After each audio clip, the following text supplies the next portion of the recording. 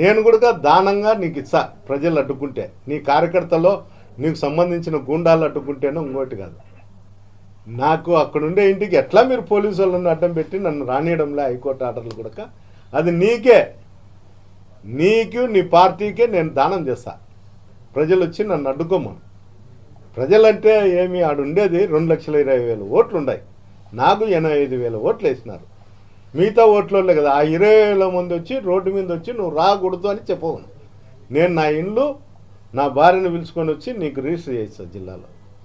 ఇంతకన్నా నువ్వు తృప్తి పడేది ఏం లేదు. నువ్వు ఎట్లా ప్రజల డబ్బు మీద, ప్రజల మీద అక్రమంగా చేసే దాని మీదనే నువ్వు ఆధారపడినావు. ఎన్నో షాపులు సీజ్ చేసినావు. అందువల్ల నీకు ఏది కావాలంటే అది చేసుకో. నువ్వు కావాలంటే ముందు అభివృద్ధి చేయి. నీ మున్సిపాలిటీ గ్రేడ్ 1లో ఉందని ఏదో అంతో ఇంత వచ్చే మున్సిపాలిటీ కాదు కదా. ఎవరికైనా కూడా అవార్డులు ఇస్తున్నారు. ఢిల్లీకి పోయి డబ్బులు ఇచ్చుకొని అవార్డులు ఇస్తాను.